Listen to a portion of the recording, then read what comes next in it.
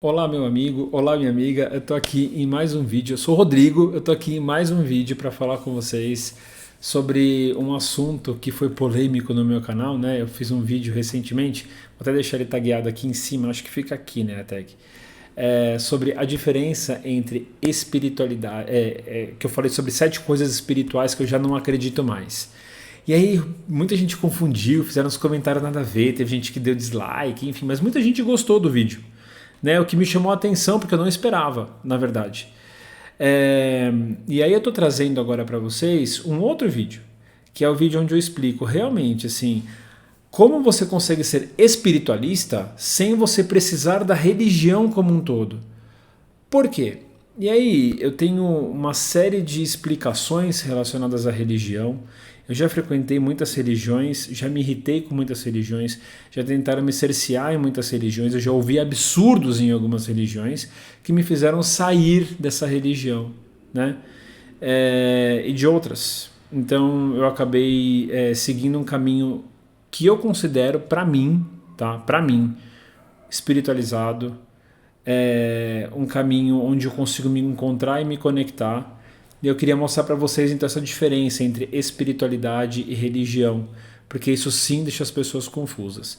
Pra você ter uma noção, um dos comentários a pessoa falou: é bom estudar. Ai, então, tipo, tem uns que falaram assim. Ai, gente, eu dava gargalhada. Teve uns comentários que eu até respondi. Teve gente deixando assim. Enfim, mas tiveram uns comentários muito bons. Assim, tiveram uns comentários muito legais. Então, se você quiser tipo, ter um papo descontraído sobre espiritualidade, vem comigo. Tô aqui. Deixa seu comentário, deixa seu like também no vídeo. Se inscreve no meu canal que eu tô soltando vídeo aí. Eu já fiz. Ó, meu último vídeo foi o 100º vídeo. Esse é o 101. Vamos começar então? Primeira coisa, eu queria. A gente tá rindo ainda dos comentários. Tem uns que você. Juro, vale a pena você perder um tempinho nos comentários, assim. Tem gente que não assistiu o vídeo e comentou. E tem gente que falou, eu não tenho paciência pra. E tá no YouTube, tá vendo o vídeo e comentou, eu não tenho paciência para vídeos no YouTube. Amiga, sai do YouTube então, caralho. Vamos lá. Vamos começar. Eu não vou trazer exatamente a diferença entre os dois, eu vou falar um pouco sobre espiritualidade, a diferença sobre religião. E aí eu vou falar como a gente consegue ser pessoas espiritualizadas, que é a base desse vídeo, assim, né? Você ser uma pessoa que você pode buscar a sua espiritualidade para você conseguir se conectar com algo maior e você ter uma vida melhor, mais espiritual mesmo, né? Você tentar quebrar suas próprias barreiras através da espiritualidade sem depender tanto da religião. Fechou? Gente, e é assim, se você segue sua religião para você se conectar com o seu espírito, com o seu lado espiritual, gente, por favor, vai atrás mesmo, porque é importante. Tem gente que se conecta super com a espiritualidade através da religião e tá tudo bem. Tá tudo bem. Só que eu não gosto de me encaixar em moldes, né? Tem algumas religiões que eu me inclino mais, que eu vou frequentar de vez em quando, que eu faço uma limpeza aqui, que eu vou num templo ali, porque eu consigo me conectar, sentir a presença divina. Tem. Adoro. Mas ao mesmo tempo, eu entendo tudo que essas religiões tentam carregar. E frases dentro de orações que são completamente profundas e que me incomodam. Então por isso que eu sou bem consciente, eu tento ser, na verdade, bem consciente quando se fala de religião. Então a primeira coisa, quando a gente pensa em espiritualidade, a gente está falando de um conjunto de princípios de relação com a vida e também com o nosso lado espiritual. Gente, desculpa, só falando, teve um outro comentário que assim, eu falei de espiritualidade, aí a pessoa acha que entendeu que eu falei de espiritismo. Gente, eu amo espiritismo, acho incrível. Aí a pessoa falou assim, você tá falando de reencarnação, merda de vídeo. Aí teve uma outra pessoa que falou assim, eu acredito em espírito. Tipo, não. Não é isso. Vê o vídeo, né? Enfim. Então, quando a gente fala de espiritualidade, eu estou falando de um conjunto de princípios de relação com a vida. E aí, esses princípios eles vão funcionar muito bem fora de qualquer religião. Muitos deles vêm através de religião, então vamos falar um pouquinho aqui, trazendo mindfulness, né? O mindfulness hoje, ele não fala de religião, mas ele traz muitas ferramentas do budismo. Muitas ferramentas meditativas do budismo, ensinamentos budistas também, que é uma religião que eu também gosto demais, né? Mas assim, é uma religião, a gente não pode esquecer disso. E não sou contra a religião, gente, só reforçando, estou falando aqui sobre espiritualidade. E aí quando a gente fala de religião, aí eu estou falando de organização de crença, ritual, doutrina e principalmente comunidade. E aí eu vou falar bem me abrindo aqui com vocês, é que eu, com relação à espiritualidade, que eu pratico minha espiritualidade muito sozinho, e eu também não fico buscando vídeos e coisas de outras pessoas para a espiritualidade, eu tento trilhar através dos meus livros, das minhas práticas. Eu não tenho esse senso de comunidade, e isso me faz muita falta com relação à minha espiritualidade. Talvez seja por isso que eu esteja aqui hoje sentado falando, para tentar encontrar uma comunidade que se sinta muito similar a mim, que esteja muito próxima a mim com relação a isso, né? Porque querendo ou não, você trilhar um caminho espiritual sozinho é difícil, e muitas vezes você pensa em desistir.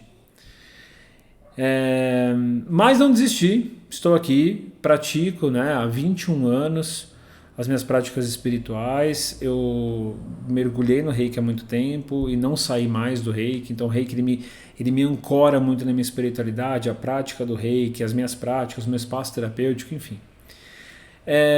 Mas eu trouxe aqui, eu fiz uma listinha para a gente poder conversar. Vocês viram que eu adoro lista, né? 7 coisas, isso aqui. Então eu vou trazer algumas coisinhas aqui para a gente conversar. Então, qual prática... e aí voltando, né? Então assim, a gente tem religião, a gente tem essa organização de crenças. Então são crenças, são ensinamentos, são regras que você precisa seguir para você fazer parte. Então assim, tem muita religião que ela, além de punitiva, ela é uma religião que dita comportamento.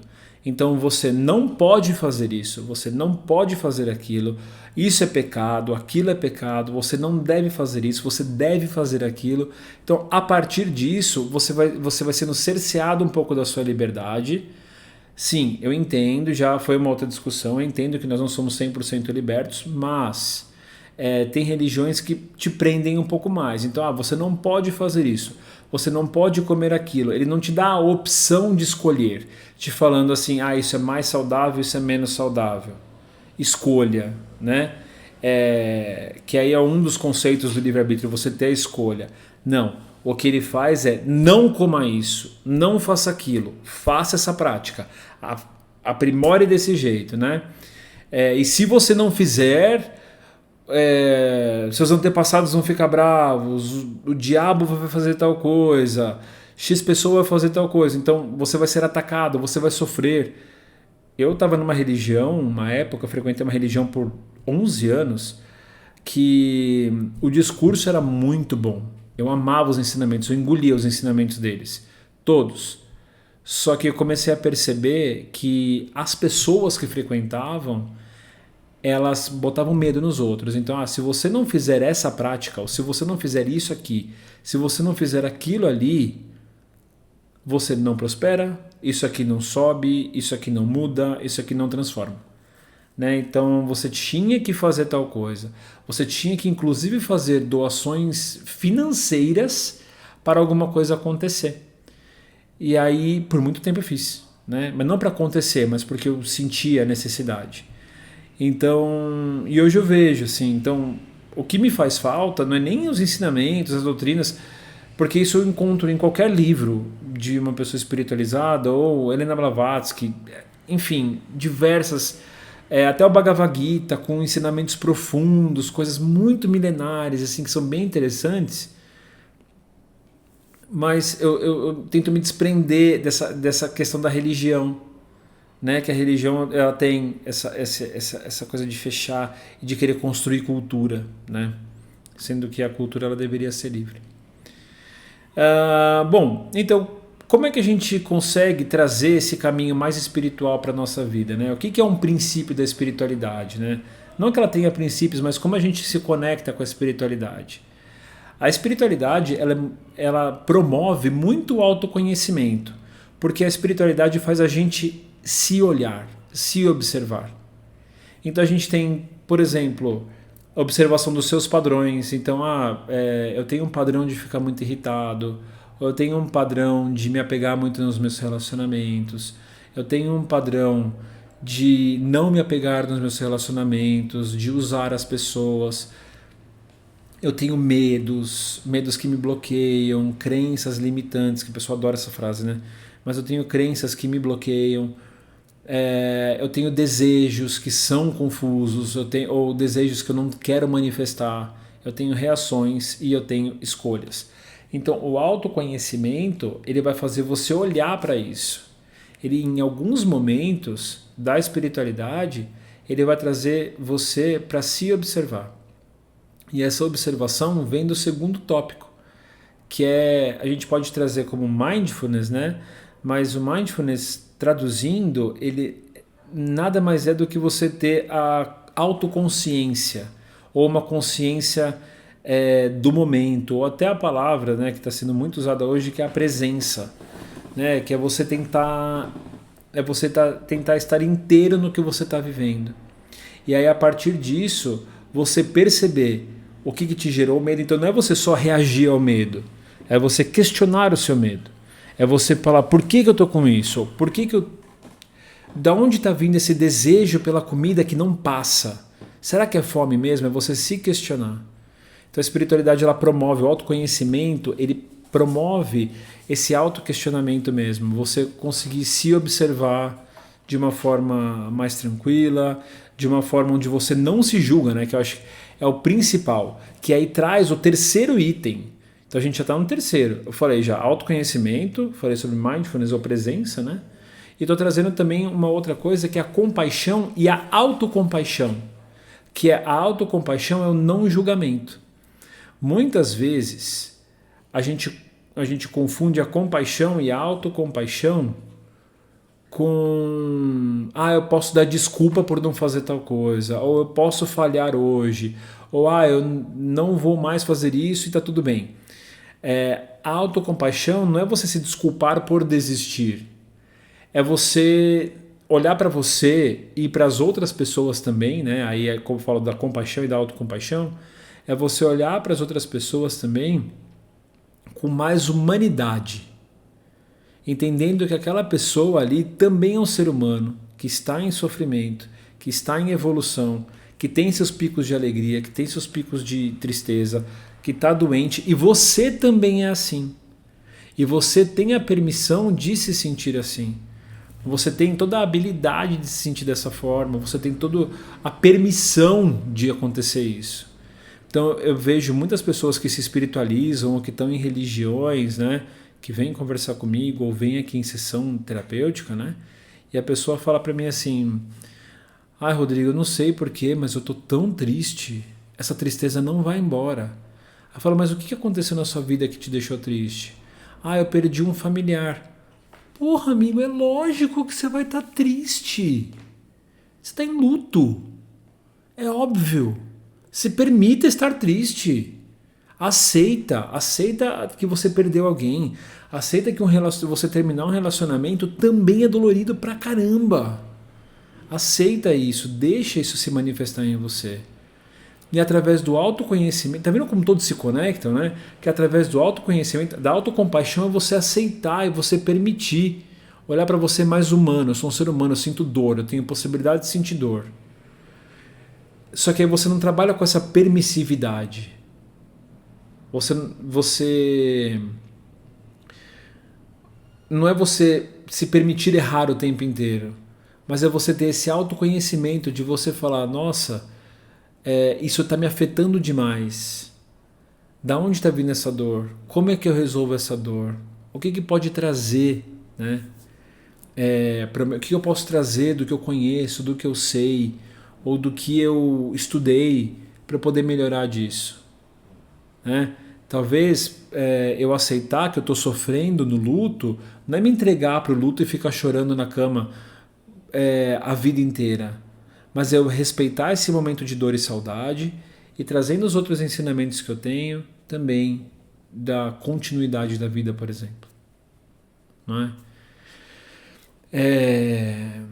São temas que eles vão se conectando demais e você entende que você não precisa de religião para isso, você precisa de autoconhecimento para isso, né? O autoconhecimento também vem do estudo, gente. Igual aquela mulher falou, estude. Sim, eu estudo. Tem que estudar, né? Um outro ponto que a gente tem também é autorresponsabilidade. Autorresponsabilidade é a gente entender, e aí esse é um tema que eu falei no outro vídeo também. Muitas vezes a gente que trabalha com coisas espirituais ou espiritualidade como um todo, a gente foge da autorresponsabilidade, porque a gente fala, vou fazer tal prática, ou vou fazer isso daqui que é pequenininho para conseguir ganhar minha casa, para conseguir ganhar tal coisa, para conseguir fazer tal coisa. E não é bem assim que funciona. Tá passando um helicóptero, tá bom alto aqui. E não é bem assim que funciona, né? Quando a gente faz algumas práticas, muitas vezes a gente acredita, né, que vai vir um caminhão do Faustão para mobiliar a nossa casa, ou alguém vai vir dar um presente para gente, ou alguém vai decidir para gente alguma coisa. Muito pelo contrário. Muito pelo contrário.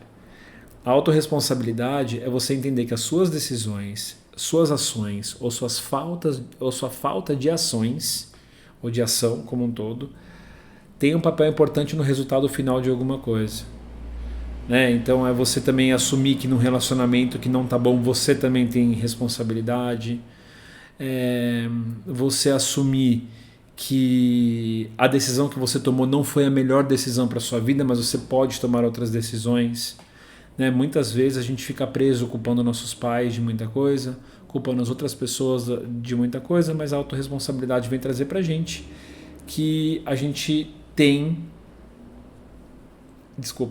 uma parte da nossa vida que a gente é responsável, né? Um outro ponto que a gente pode trazer aqui também é a impermanência, né?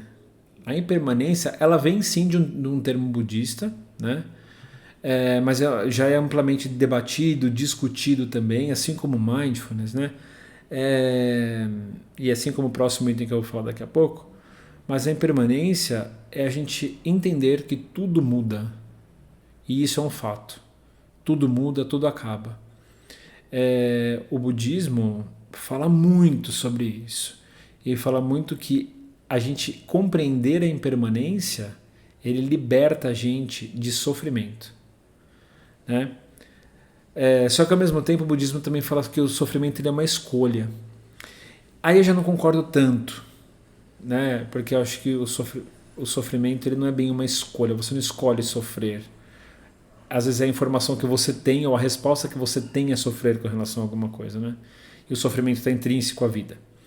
Mas enfim, trazendo aqui essa questão da impermanência, a gente entender que a nossa situação atual, que a nossa situação diária, ou atual e diária é a mesma coisa, né? Mas a nossa situação atual, ou o momento que eu estou passando, ou o período de vida, o período de desemprego, o período de doença, tudo isso uma hora vai mudar. E também que além da mudança, é a finitude. Então tudo isso um dia vai acabar, né? Eu tô aqui gravando esse vídeo hoje, mas não sei quanto tempo, mas daqui a um tempo eu não vou nem existir aqui no planeta Terra.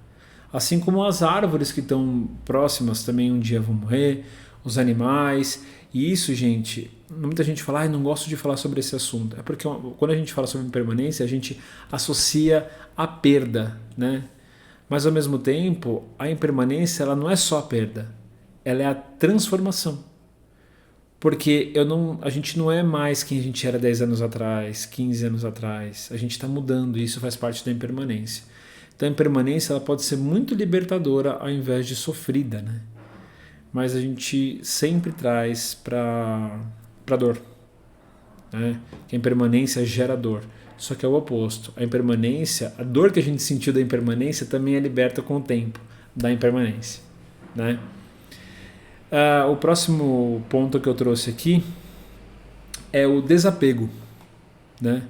O desapego é a gente eu vou fazer uma série de vídeos depois só sobre desapego. Isso é um ponto que eu estudo muito, que eu já me aprofundei pra caramba sobre desapego. Mas o desapego ele não é a gente ignorar outra pessoa, não responder a mensagem, fingir que tal coisa não está acontecendo. O desapego dentro do core é entender realmente que as coisas mudam. Então, trazer o desapego para a gente é trazer a consciência de que as coisas vão mudar, então que eu consiga aproveitá-las e utilizá-las enquanto elas estão próximas de mim, né? Tem até uma frase que eu gosto muito, nem uma frase, eu acho que eu não sei nem a frase direito, mas eu vou falar sobre mais ou menos como é que é a historinha, né? Se você quer uma planta, se você gosta muito de uma planta, você tem que deixar ela ali, no vaso, ou no canteiro que ela tá. Porque se você pega a planta para você, ela vai morrer, né? Ela vai durar um tempinho e ela vai morrer.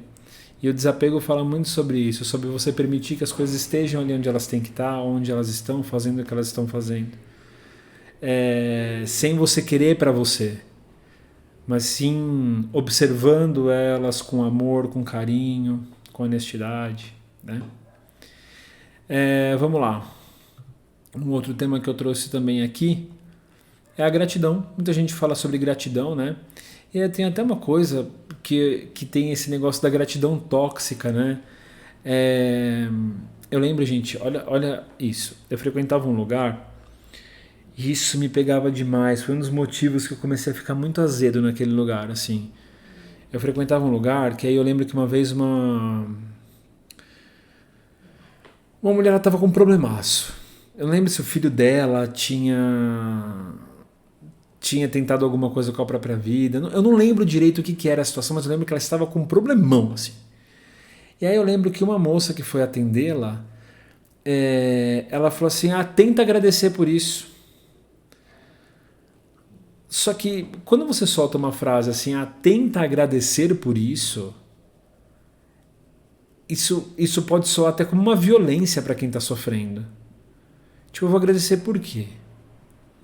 Porque a gente não entende o conceito da gratidão. A gente tem aquele negócio, né? Para você fingir até acontecer, né? Isso é uma frase, assim, finge até acontecer. Então tem muita gente que fica agradecendo até sentir a gratidão.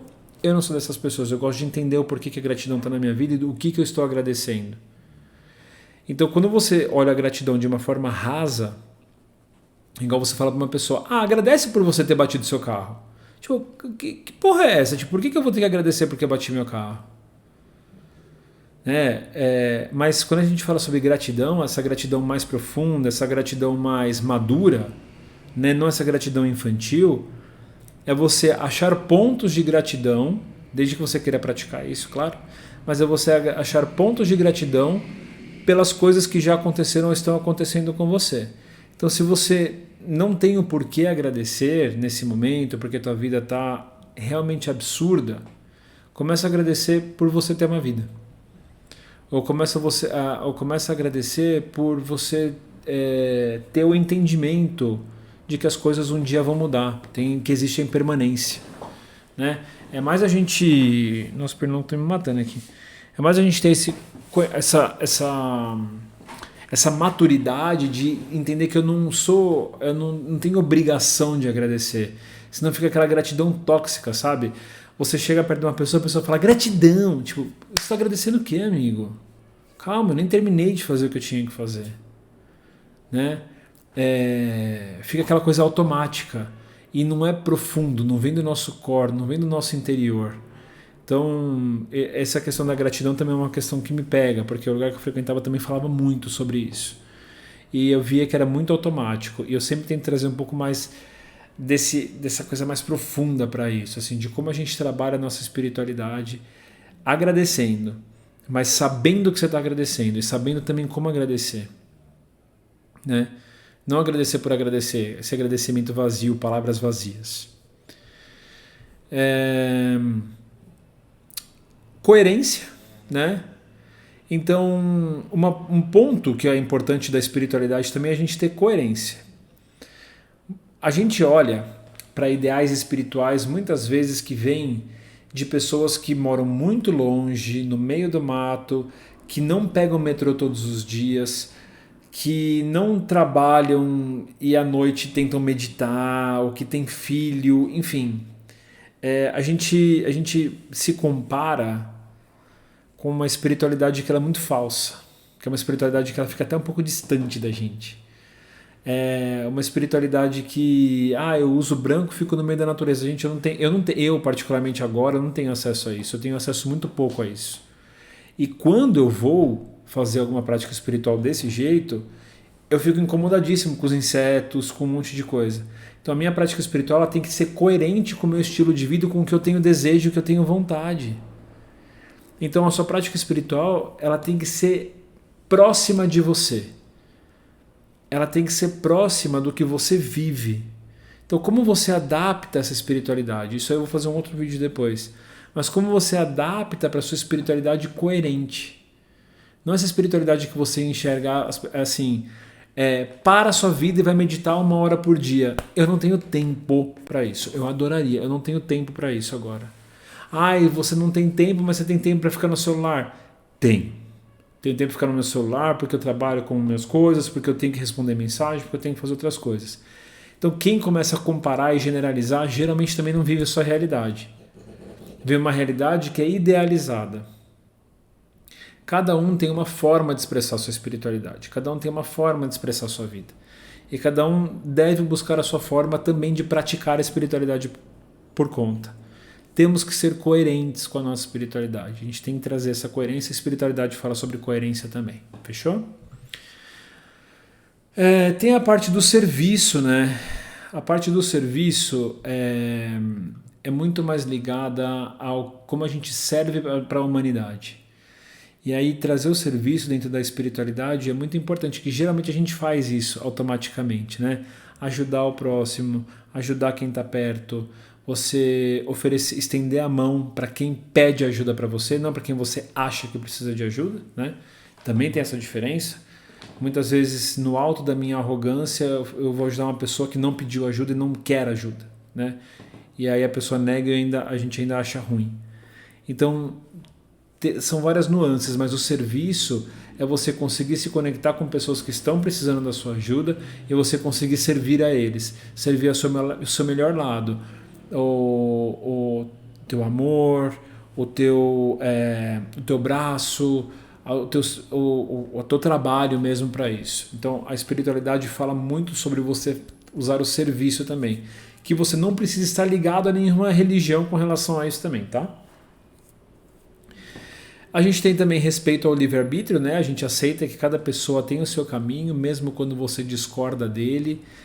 A pessoa tem o direito às suas decisões e a gente só se mete quando isso for um caso de risco à vida ou de alguma coisa mais perigosa, mas a gente tem que aceitar que as pessoas têm direito de decidir por elas mesmas na vida delas, tá? A gente tem também aceitação, né? Reconhecer a realidade como ela está antes de decidir o que fazer com ela. O que isso significa, gente? A aceitação ela é diferente de você se acomodar numa situação. Eu tô assim, pronto e acabou. Muito pelo contrário. Aceitar é você olhar para a sua realidade, você olhar para o seu banco e falar: olha o quanto eu estou devendo. Então você aceita que você está devendo e a partir desse momento você decide o que você quer fazer daqui em diante, né? Você vai além, você consegue se planejar para sair dessa situação se você perceber que você quer sair dessa situação também, né? A gente tem também o silêncio e a contemplação, que é você criar momento para você também observar, ficar em silêncio, não falar tanto e também você trazer a contemplação, que é você se observar. O Mindfulness fala muito sobre isso, né? De você trazer para você o seu momento, você olhar para a natureza, você ver o pôr do sol, você ver a chuva, você observar o céu cinza do dia e como aquele céu, aquele vento, aquela sensação tá trazendo em você hoje. Então, o tempo mudou, tava frio, tá calor e agora tá frio. Então, o que isso está trazendo para mim? Isso é você contemplar, é você observar, é você viver também tudo que o mundo está trazendo para você, né? E aí tem muito mais, gente, mas eu vou trazer o último aqui. Acho que até estou ficando um pouco cansadinho no vídeo, mas eu queria trazer também aqui o não julgamento, né? O não julgamento, ele é um ponto importante quando a gente fala sobre espiritualidade, porque a gente tem uma tendência a rotular tudo, né? E a gente tem uma tendência a classificar que as coisas são boas ou são ruins para a gente, baseado no que a gente tem como experiência de vida. Uma forma muito bonita de mostrar isso é o seguinte: gente, isso aqui é minha outra cachorrinha, eu tenho 3, tá? Tem um que está aqui embaixo, tem uma que está aqui, tem essa aqui que está aqui. Então, quando a gente fala sobre o não julgamento, tem uma historinha, né? Que tem um cara, um morador, que ele mora na própria casa e tem uma árvore na frente. Só que ela pega as duas casas, são duas casas vizinhas. E aí na época do outono cai bastante folha na casa de um e bastante folha na casa do outro. Só que um pensa: nossa, que saco, vou ter que limpar todas essas folhas. E o outro olha e observa: nossa, o outono chegou. Olha que lindo que está o meu quintal com todas essas folhas caídas.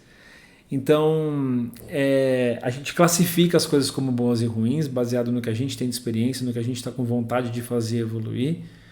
Só que o não julgamento, ele vai você compreender que não é só nossa ótica que existe. Tem outras óticas, outras pessoas também olham e observam através de filtros, né? Então, se uma pessoa tomou uma decisão, ou ela está com uma prática na vida dela, ou ela está com um problema na vida dela, tem um negócio que eu ouvi que é horrível uma vez, né? Tem muitas linhas espirituais, gente, assim, muitas, e ligada à religião, isso me enlouquece. Que a pessoa fala assim: eu tô com uma doença mais severa, né? Eu não gosto nem de falar a palavra, mas é com C, né? Aí a pessoa fala: quem tem essa doença é uma pessoa que tem muita mágoa, você precisa se libertar das suas mágoas. Ou seja, a pessoa já está acometida de uma doença grave, aí vem uma pessoa e fala que ela é uma pessoa amargurada. Então, será que essa é a melhor abordagem para essa situação? Será que essa é a melhor abordagem mesmo, você chegar para uma pessoa que está com uma doença e falar? Isso é julgamento puro. Julgamento você nem sabe, muitas vezes, da pessoa, né? Enfim, acho que o não julgamento, a gente realmente observar as coisas como elas são, contemplar as coisas como elas são e não classificar como boas e ruins ou como uma pessoa é isso, a pessoa é aquilo, né? É isso, não quero deixar o vídeo também super extenso, eu espero que vocês tenham gostado desse assunto. Eu quero sim aproximar mais a espiritualidade de uma forma mais madura com todo mundo e falar muito sobre senso de comunidade também, né? Então, se você gostou do videozinho, a gente comenta, deixa uma mensagem para mim aí, manda um like. E é isso. Daqui a pouco eu mando outro vídeo. Muito obrigado, beijo grande, tchau.